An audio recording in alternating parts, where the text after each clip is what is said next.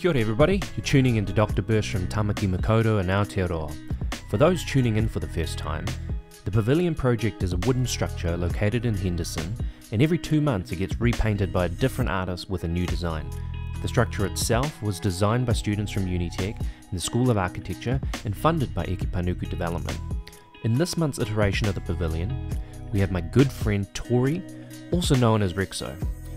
I've known Tori since 2015, and I think we've crossed paths in various capacities over the years, but particularly through his involvement with Kakano, Corbins, graffiti and some general battles. I've seen this guy go from strength to strength, so without further delay, let's crack straight into this conversation. To kick things off, could you let us know who you are? So my name's Tori Whiting. I grew up out West Auckland, and my artist name's Rekso. Awesome, and growing up out west, what schools did you attend? I went to Te Pūtahi Primary and Massey High School. What are some of the main things you remember in your time at Massey High School? Probably wagging and going and stealing stuff with my mates and getting in trouble. Just had no interest in being at school, basically. They ended up giving me a exemption because I just didn't turn up. It was just wasting my time and theirs. So I ended up going to a course and then just kept tagging and left there, got in trouble with the police, and then got in contact with Corbins to actually do something with my art. So even though you left secondary school, did you ever have an interest in art at that time? Yes, I was sort of hanging around with some older fellas that would just sort of drink and smoke and like tag and stuff, but I just thought they were cool lads, and I'd sort of sit there and watch them draw, and when I'd go home I'd try and do it myself, and I just sort of got addicted to it. What type of art were you doing, or do you mean they were doing graffiti?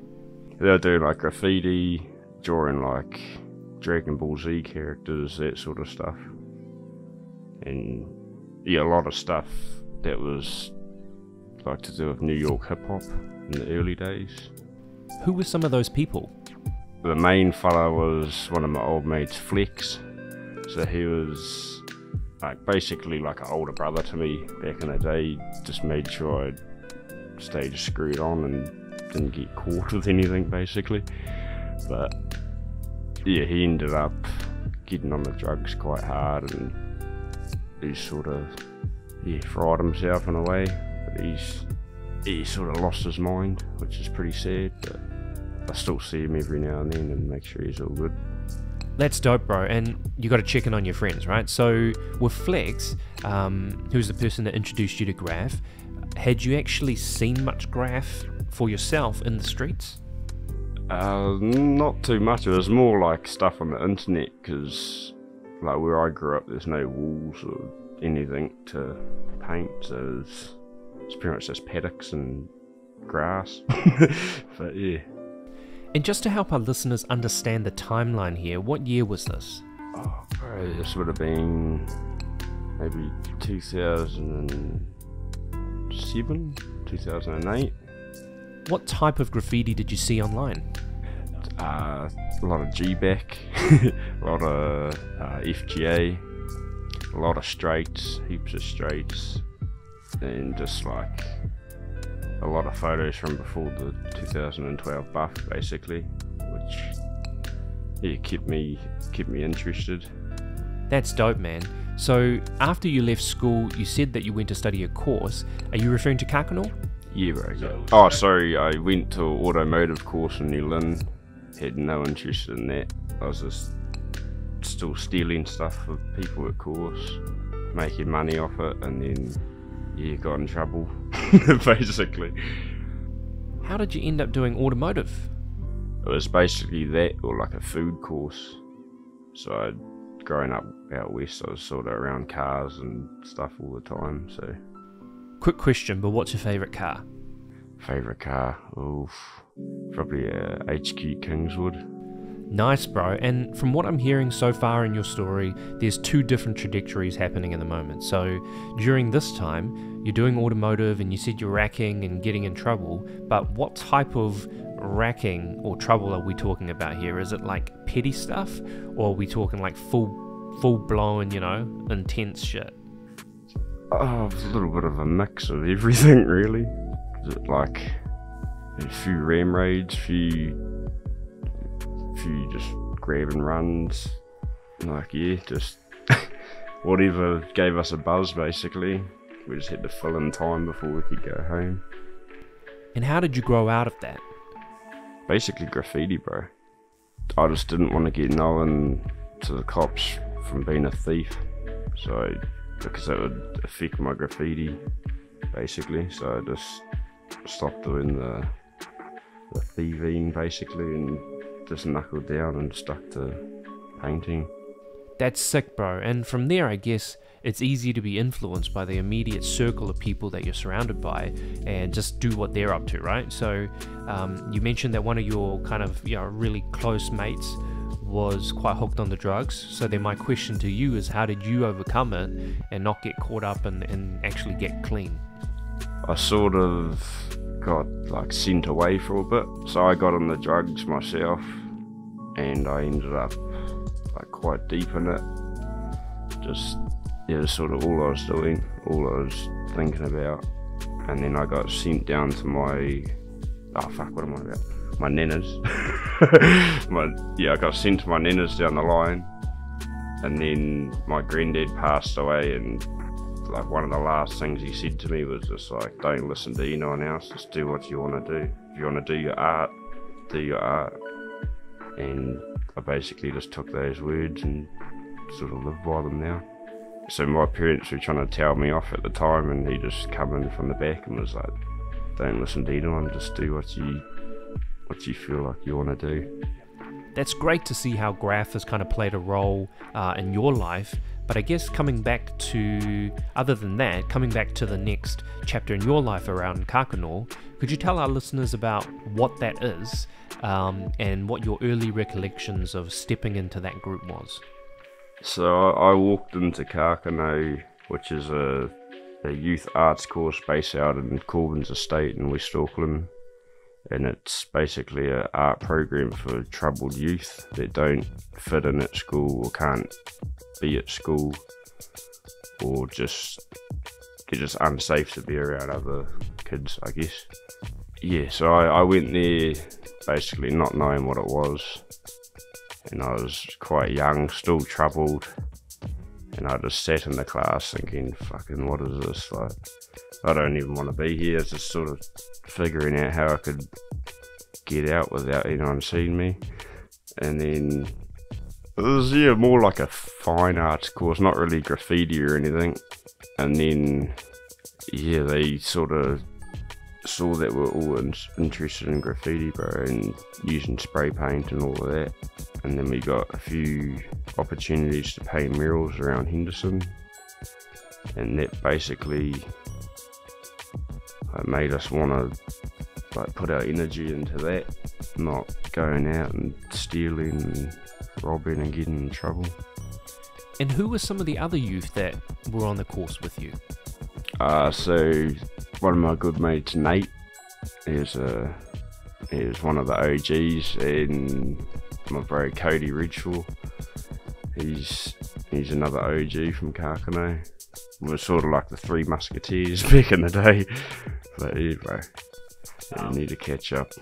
No doubt, man. And what's your recollection of meeting somebody like Mandy, who's, for those that don't know, is obviously the crux of that whole group and the reason why you're all there in the first place?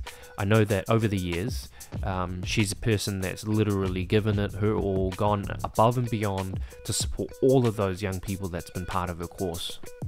So when I met Mandy, she was just like another teacher to me. Like, I didn't really give a shit what she thought of me, or, you know. And then, bro, like, I just found that she put so much time into trying to get me to do something with myself instead of just hanging out on the street and doing nothing. But bro, she would, like, I wouldn't turn up for Kakano, bro, and I'd be at my mate's house, like, getting on the sesh or whatever, and then I just hear a knock on the door, bro, and it's Mandy there, like, drag me out of the house down to Kakano, bro. And yeah, like after a few months, I just asked myself, why is she trying to like go over her way so much for me, basically? And yeah, like I started realising what she was actually trying to do for me and other youth like me. And it, like, I had a soft spot in my head. I'd basically do anything for Mandy nowadays. She's been there heaps of me. But yeah, shout out Mandy. No doubt. I mean, shout out to Mandy for all the incredible work she's done with the youth, and obviously in Henderson in particular. I think with your determination and her support, you've turned out to be an absolute success story, and all of those positive things that have come out of your time there has been pretty bloody incredible. So I guess in reflecting on your experiences between secondary school and Kakano, what would you say were the key differences? So my experience at high school was, like, teachers didn't really give a fuck about me, eh? Like, like they'd just know I was wagging. They wouldn't give a fuck. Like, they'd just let me waste my life, basically. And then, yeah, when I went to Mandy, it was like a proper, like I felt like I belonged there. So at school I had no interest in maths, nothing. All I wanted to do was draw or get in trouble. Yeah, and I mean, mainstream school doesn't work for everybody, and I guess it's easy for kids to fall through the cracks and, you know, have a system that's failing them, you know, with subjects that they're not interested in, and, you know, even if they find something that, that they're passionate about, they're not able to go pursue that. But in relation to Kakano, what were some of the things that you would actually do in that course? Just sit there and, like, sketch for hours. She'd just make us draw, bro. Like, yeah, she'd just make us try heaps of different stuff, like, yeah, print graffiti on shirts, like make woodcut prints of graffiti, heaps of different stuff. And then we eventually got funding and started affording spray paint and stuff like that. And that's basically when I first started using spray cans instead of pens and markers and stuff like that, roller paint. And it was a buzz, bro, because like I'd grown up in the middle of nowhere with no resources, no walls or anything, and then all of a sudden I had like all the colours to have a jam with, like a mean wall. It was like pretty inspiring, to be honest. But yeah, that's dope. And what would you say are some of the opportunities that have arisen in your time with Kakano? So I've worked a lot with the council, painting like murals around Henderson, a lot of birds and, like, I guess native theme murals. But yeah, I've had radio interviews, just travelled a bit from Kakano, with just the opportunities that have been set up through Kakano. I've met a lot of, like, up there people, I guess, like politicians and MPs in there. That's amazing, man. And in terms of the exhibition side, didn't you also spend some time managing one of the Kakano gallery spaces, which was by the bike hub at Falls Car Park, where the Pavilion is, coincidentally? Yeah, bro. So we had a little pop-up gallery space in the Falls Car Park in Henderson, and I was running that for probably like 6 months to a year, and then I ended up leaving and going up north.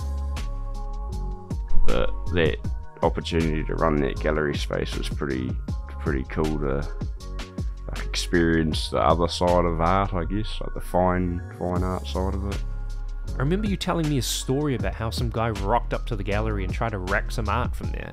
What actually happened? I had like one of my old, like just like an old sketch, I guess, but I'd made it into a print and put it in there, and some guy come in one day and like picked it up and yeah, like ran out the door with it, and I had to chase him into the car park. I ended up getting it back. You must feel pretty flattered that he stole your artwork, right? Yeah, it was pretty, yeah, I guess it was like a good feeling that someone thought it was worth like risking getting arrested or something to steal some art. But yeah, bro, it was a pretty buzzy experience. But What did you say to him after you caught him? I like told him that it was my artwork, and I basically had a yarn to him, and I sort of been in his position before, so I can't really be like too hard on people, you know.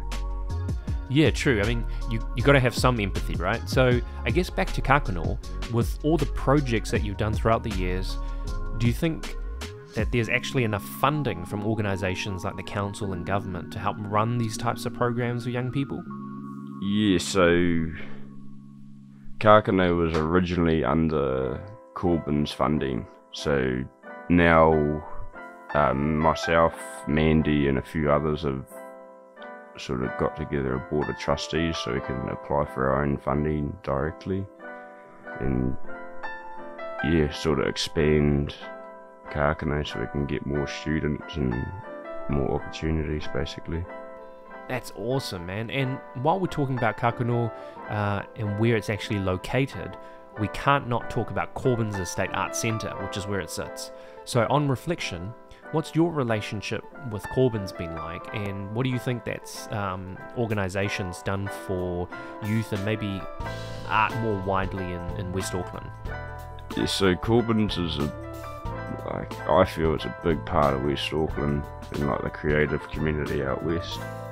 Like just some of the opportunities that are there for people are pretty unreal. But you just got to go and like find them, I guess. But for the people who don't know, there's obviously a really strong artist community there, with things like a gallery, artist studios, and they're running educational programs and all sorts. Who would you say are some of the key people that you connected with in your time there, particularly the artists? Yeah, so I built a good relationship with like a lot of the carvers at Corbyn's, and one in particular was Bino Smith. He's a good dude. He told me about his past and shared some of his stories, like growing up around the mob and all that, and that was pretty inspiring. Because I don't know, when I was younger I sort of looked up to like gangsters and shit like that, I guess. But to hear like his side of the story and like the opportunities he's had from sort of coming on the straight and narrow is pretty wicked. Like he's been on the Lord of the Rings and all sorts of stuff like that, which is pretty wicked. Yeah, that's dope, bro. And all those artists that are there are just super talented, and it's awesome to have that creative community of people to vibe off and be a part of. But also another person that really springs to mind when I think about Corbyn's is the previous director, Martin Sutcliffe. In my time there, when I was running workshops and battles and things, he's always been a huge advocate for graph and working with youth. And so my question to you is, what's your interactions been with him over the years? Martin's another really good dude, bro. Real good dude.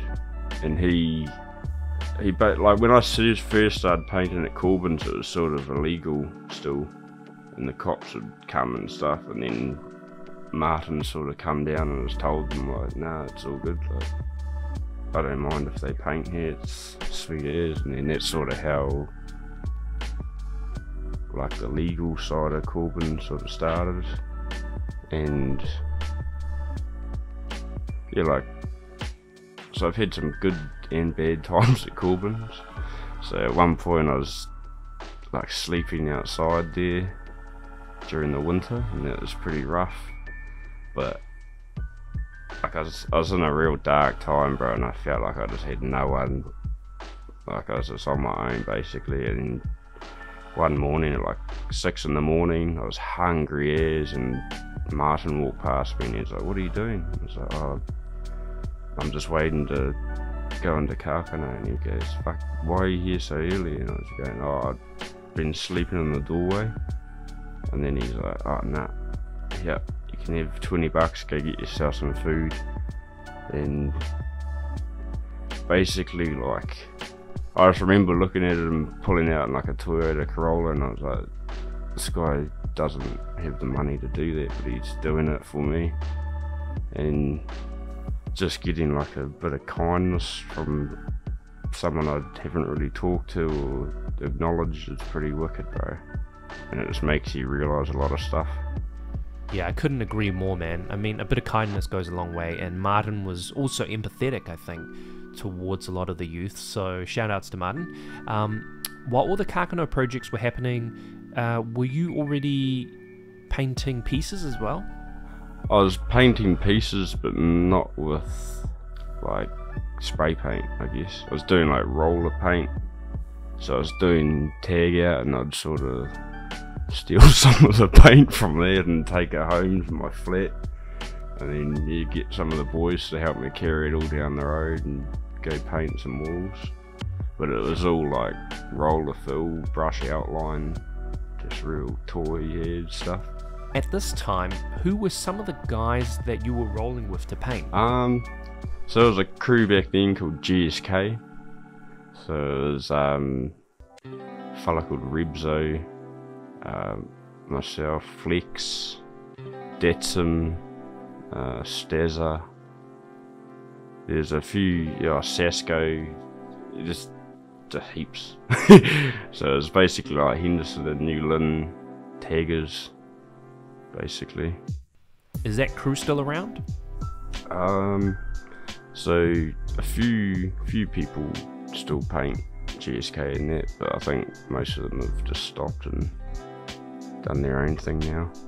So from this period, how long have you actually been with Kakano? I was with Kakano since I was 16, and I'm 25 now. Yeah, so I help out and lead murals every now and then, and basically, yeah, I just try and keep in contact and do as much as I can for them. That's awesome to hear that you've matured into that space and leading the next generation. I mean, it's great to see you step up into that leadership space and offer some of the experiences, to be able to reflect on some of your past experiences and moments to help those guys come up. So I guess as you started to grow up as well, at some point you mentioned to me that you moved up north from memory. What was that about, and why did that happen? Like, if we come back a bit, like around these times where I was painting pieces of fucking like roller paint and stuff, I'd just got given like a whole bunch of Dulux cans, the colour pack Dulux or whatever they are. But yeah, like I just felt like I was rich, bro. And I remember one of my mate, Dane, from up north, he introduced me to Bliss, and we went for a paint at Corbin's, and then basically just stayed in contact with Bliss, and he ended up putting me on OTR, met all the boys, did a few missions in Tauranga, and just sort of stepped my game up a bit, because I realised that I had people to paint with and like a bit of inspiration, which is good. Did you actually live up north? Yeah, so I lived up north for 2 years, and then I moved back to Auckland. Yeah, whangarei, bro. And then I moved back 3 years ago. Just been in West ever since, figuring out what I'm going to do next. What was popping off in Whangarei? Yeah, so we opened up our shop, Grand Rising Studio, and it's like a design tattoo barber space, which is located in like the heart of Whangarei, and it's basically just like a good space for, I guess, to come hang out or get a haircut, or just if you feel like you want to be inspired by graffiti or whatever, you just come and have a chat with the boys. Yeah, nice. Well, one thing that I always thought you would end up doing actually was tattooing, because you've got quite a few tats, and I guess with so many people in your circle doing that or using that particular medium and being in that studio space, did you ever consider pursuing a career as a tattooist? So I've done like a few tattoos. I've done like a couple throwies on the roads and stuff just to like see what it's like, but I've brought myself a gun in there. I got it sitting there, but I just haven't really found the time to properly pick it up and have a go yet. Yeah, I'm very interested in tattooing. I've just, I don't know, I got this thing that I just doubt myself too much, and if I yeah, I just overthink it too much, and putting something on someone's skin forever is pretty, like, it's pretty nerve-wracking. It is, bro, and I guess the permanency of it and not knowing if the other person's going to like it can be a bit scary. But I mean, I really like your illustrative stuff, and I think that could really work as tattoos. You know, I could see like full back pieces being, you know, done with your style. But kind of coming back to that space in Whangarei, what made you actually move up there and actually come back to Auckland eventually? So, before I moved up north, I was staying out in some little flat in Langholm, like, yeah, right out on the coast, and it was quiet out there, but I got a bit bored, bro. Like, I'd painted everything I could paint out there, like, multiple times, and the boys just come down once, and they're like, yeah, fuck, like, the shop's on the roll, bro, we're just, like, basically gonna start finishing touches and all that. And I was like, yeah, fuck it, I'll come move up north. And I basically packed up and moved into the back of the shop, set myself up a little bed behind some crates, bro, and that was me. Nice, bro. And what would you say is the key takeaways from your time living up there for 2 years? Just being around, like, the boys and being able to be creative with the boys and share the opportunities we got with them is... I mean, it must have been super isolating living in Langholm. Yeah, bro. So it's like me and my landlord, who's like a good mate of mine now, but he is like a crazy musician fella, and he kept it interesting, but yeah, sometimes I just have to like be around my own sort of creative outlet, you know. I guess it's good to be in the company of people who are on the same buzz as you and kind of, you know, within the realms of graff. But on the flip side, you also spent some time in Tauranga. So could you tell me a little bit about what your connection was there? I'd basically be in Auckland, and then the bro Grits and the bro Oscar would pretty much just pull up to mine, like chill out for a bit, and then fucking next minute we're down in Tauranga, deep in the kaimais, or fucking scoping some yards or something like that. And then yeah, basically the bro he'd stitch me up hard. He'd be like, hey, we'll go for a hunt, bro, we'll just go out for a couple of hours, see if we can get a pig. I'm like, yeah, sweet, bro, all good. And then yeah, cruise into the bush 3 days later, come out with the pig, and yeah, bro. I remember we went out for my first time in the kaimais. We went out for, I think it was like 2.5 days, trying to get a pig, just fucking cruising around. Couldn't get the pig, bro, and then cruised back to the bro's house, and the bro's old man had just smashed a massive stag on the front lawn, and we'd just been out busting our ass for ages trying to catch something, and then he just slayed it straight off the fucking front lawn, which is... Did you guys end up catching anything? I've caught a few things. I've definitely seen the bro catch way bigger stuff without me, but it was pretty wicked, bro. Like, it definitely fucking connects you to nature, it's for sure. Like, grounds yourself. Like, you're basically in the bush with nothing. So yeah, it just reminds me of what you have, basically. Yeah, it's a good exercise as well. Good for the brain, bro. I can only imagine, bro. I mean, what's the actual process, though, of doing the hunting? Like, is the dog let off leash and then they find the scent of the pig and then you follow up? What's the deal? The way me and the bro would do it is we'd have carpet on the bonnet with the dogs on there, and we'd basically just cruise the track, like smoking up and stuff, and then we'd take the bro's missus car up there, a little Honda, and just like bash it through the track slowly, and then once the dogs shoot off, then you just watch the tracker, and once they've bailed up the pig, you basically go find the dogs and finish the job, basically. Wow, that sounds pretty crazy. So once you came back to Auckland, I know that you also had some engagements with Haley and Ross for some cool projects. Could you tell me a little bit about how that kind of came to be and what those projects were? So Haley Flocks and Ross Lou, whose artist name's Trust Me, they basically gave me a few opportunities to help them on some massive murals. Some opportunities I sort of never thought I'd be doing. Like we painted a big 22 by 6 meter wall in the CBD for like a big apartment complex sort of thing. And we've done like a 360 wall in like a light well in Massey University, which is pretty cool. We've done outside the St. James Theatre, we've done like a 50 meter wall.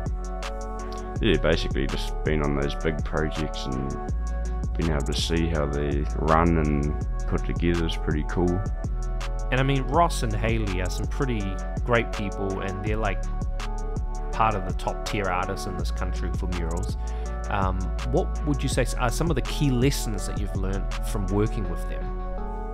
So Ross is like, he's mentored me a lot to basically stick to my art, and he basically just gives me good feedback, bro, on what I'm doing, and gives me ideas of what I'm gonna do next, and sort of just like keeps me on the path of it. But yeah, I could say so much more about them, bro. There's just so much I could say about them. Oh, bro, like, let us, yeah, another two people that made me feel like real, like welcome and wanted, I guess. Oh, it fucking cuts me up, bro, thinking about it. Like, thinking about where I could be right now and where I actually am is pretty different to what I thought it would be, you know? But yeah, Ross and Haley are, yeah, they're fucking cool people. Shout outs to Ross and Haley, I mean, that's amazing. Speaking of Ross, he's also been doing a project in the Auckland CBD in the Strand Arcade. I know that you recently did a group show there, so could you tell me a little bit about what that was and how you came to become involved? Ross hit me up and he basically said, like, I've got a space here for you, if you want it, bro. And I just had another exhibition, like I wasn't actually finished painting for it yet, and I was already like thinking about this other exhibition, but I knew I had to do it because it was another opportunity, and I knew I couldn't make enough artwork in time, so I like, hit up some of the boys from up north, told them to make some stuff, and yeah, they brought it down, and I ended up putting a pretty cool show together. So the show is called Alley Cats, and it is basically based on the Strand Arcade being like a little alleyway, and alley cats basically hang out in alleyways, and that's what I was doing with my art basically. But yeah, Yeah, I really like that concept, and the work you guys produced was super cool, so shout out to the OTR guys. One other exhibition that you did recently before this project was also at the Upstairs Gallery in Titirangi. So that was another group show with a few Kakano members, and it was a pretty cool show because it was it was based on Michael Jean Basque from New York, and just like the different works with the edgy sort of feel to it was pretty cool. Like, yeah, different styles but putting it together with the same theme, I guess. Yeah, that's dope. And is exhibiting in a gallery and producing studio work something that's always been a goal of yours to pursue, or have you kind of just stumbled into that route of fine arts? So when I was at Kakano, we'd like paint all year and have an exhibition at the end of the year and sell our stuff. And I was doing more just graffiti characters, like criminal illustration sort of stuff. And then like a lot of people liked it, because I was just putting it in there because I sort of had to. and then didn't think it was going to sell, bro, and then like I had so much interest in it because no one had really seen it before. Yeah, it made me feel pretty cool, and then I ended up getting my own solo show in the barrel store at Corbin's, and yeah, basically like tested out a whole bunch of different mediums of graffiti, like abstract graffiti. I painted a TV and a couch, like a little rider's pad, melted a few Air Maxes together into like a mountain. Yeah, just like made it basically look like a little bit fine art and a little bit fucking street as. Like I was painting on old pallets and stuff like that, just to keep that street element in there. People were buzzing out, because it was like something they'd never seen in a gallery before. They're just used to walking down the street and it's just like scribbling on a wall sort of thing. And now it's actually appreciated in a gallery. They look at it a whole different way. With a couple of these exhibitions under your belt now, do you think you'll continue to channel your energies towards that direction? It's definitely, well, my goal is to just do my art full time, the exhibitions, and now that I'm getting more experience with it, it's paying off, bro. I'll say that. That's awesome, bro. And another component of what you do with your art, obviously, is the digital stuff. Could you let us know what you do in that space, because the work looks incredible? So when I was a kid, bro, I used to draw like massive scenes of like ninjas and stuff jumping out of helicopters and fighting and stuff, because I grew up basically at my mum's job. She was a single mother, and it was just me and her, and I had to go there after school and everything, or if I got expelled or stood down. But yeah, I'd just sit there all day at this quarry, bro, and just fucking draw.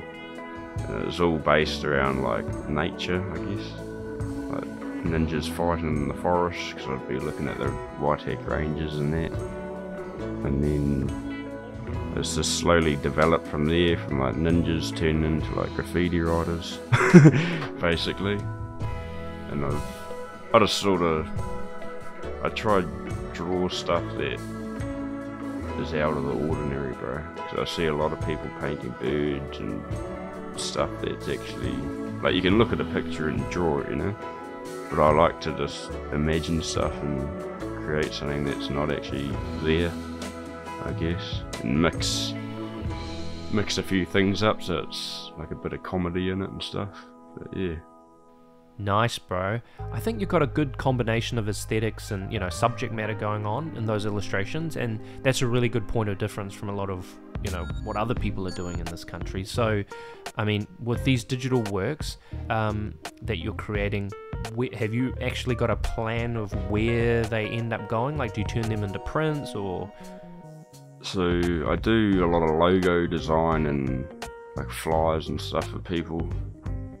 I do a lot of t-shirt designs, but my main focus with my digital stuff is to basically make it accessible in a lot of ways, like cards, t-shirts, everything. Yeah, postcards, just basically anywhere I can put my art out there for something different, basically. Because there's not a lot of that sort of stuff in New Zealand. There's a lot of illustration, but it's not really my subject, if you know what I mean. Like, there's no birding cop cars or... Yeah, that's super sick and different. Not only is it done well, but I like that it pushes up against what other artists might do, you know, which is perhaps usually more kind of happy or positive. Not saying that the themes that you explore is negative, but it's cool that it offers a kind of, I guess, a dystopian vibe, or plays on the different context of urban culture. But coming back to the Pavilion, actually, which shares a similar theme, what was the inspiration for that? So the inspiration behind my Pavilion project was the Opanuki stream. So Yeah, I remember years ago I done like a water care test, basically just next to where I painted that pavilion, and the water was pretty shocking, eh? So basically, yeah, the water quality was, like people think of streams like, oh yeah, nice, like beautiful ducks and whatever, but they don't think about the other stuff that goes on, like the trolleys and tyres and everything that gets thrown into them. So I sort of based it around like the rats that are in the rubbish on the side of the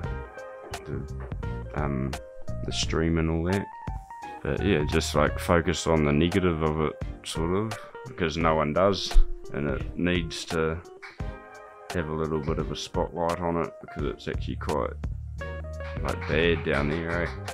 That's cool that you're offering a different perspective, and that not everything's always pretty and nice, and in most cases is actually quite grimy and run down, which is a common theme obviously of your work. So moving on from now, what are your next goals and aspirations in art?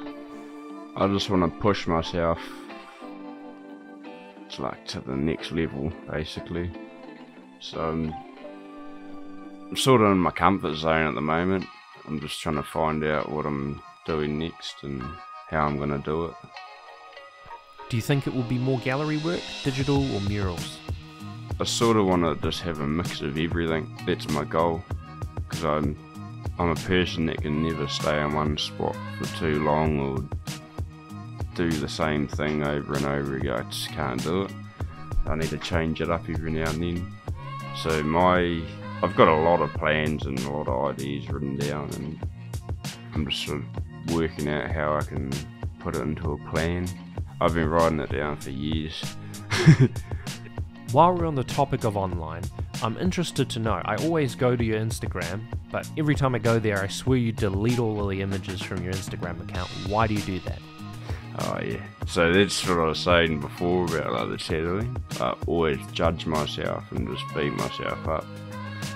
I don't think any of my work's good. It sort of takes me a few years to like look back and go, oh, that was actually alright. Because I always think I can do better. Well, for the record, your work is amazing, and I'm stoked to be able to share it with everybody. And it's been awesome to witness you grow from strength to strength, with all of the stuff and projects that you do. It's great to see that you're involved in so many things, and where you're landing, particularly I think with the digital work, it's in a really good direction. So yeah, important, don't be too harsh on yourself. And on a final note, any shout outs you'd like to make from the people that have, I guess, been pivotal in your life that maybe we haven't talked about? Definitely shout out my crew, 100%. Yeah, shout out my old lady and my old man for putting up with my shit over the years. And yeah, shout out Mandy, Ross and Hayley for doing everything that they've done for me, basically. I appreciate it heaps. Alright bro, I think that's a wrap for today, but thank you so much Tori for speaking honestly, sharing your life, and talk about all the challenges that you've faced and some of the highlights as well, and some of the, I guess, people that have helped you along the way. I think the key theme will kind of take away from me from hearing your story is to really give the flowers and be appreciative of the people around us, and that kind of circle is quite important to help us all do well, especially when you're operating in the arts. And I mean, it's great to see all the projects and opportunities that have come your way, and I'm super stoked for you, and I'm sure they will keep coming.